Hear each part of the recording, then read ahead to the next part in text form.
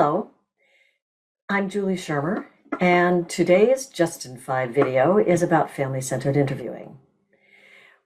Basically, our intent is to give medical providers the skills to assess family dynamics and family belief systems that impact patients' health and health behaviors, including how and when patients and families seek medical advice.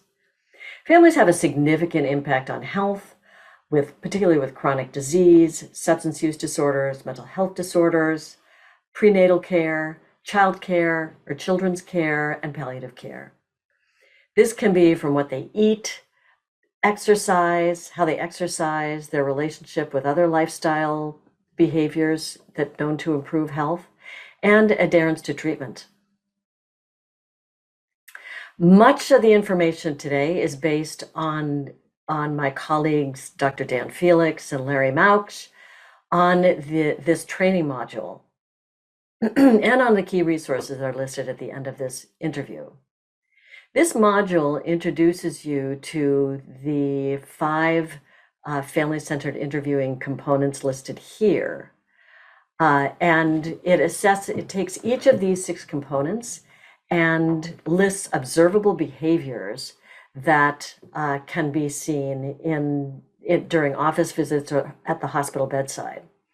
They are based on evidence around patient and family-centered interviewing, such as the Schillinger article on closing the loop, for example, that shows asking patients to recall the plan or a new concept during a patient interview is linked to significantly lower hemoglobin A1Cs, particularly in diabetic patients with low literacy skills.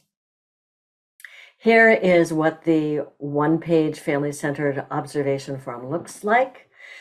There is a one page when the family is in the room, and then the back page is what to look for family-centered interviewing when the family is not in the room. You can use this either before or after your own interviews. You can use it when you're observing your learners, your medical learners, or in taking the online training module. You can use them in looking at videos and then comparing them to expert raters. Pause here and watch the 22-second video that is linked on this link. What did you see Dr. Devlin do to establish rapport with patients and the family? Once you're done, return and click play to continue.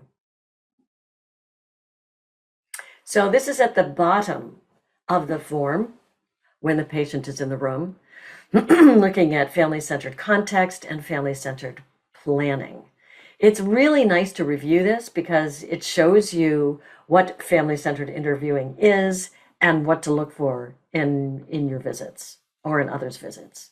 The FCOF site goes into much more detail about what to avoid as a provider, such as triangulating between a patient and a family member, and what family dynamics to look for that can negatively impact health, such as the over-functioning spouse and the under-functioning identified patient, the pursuer spouse who wants to know more about a patient's illness, and the distancer thinking that the spouse is being too intrusive.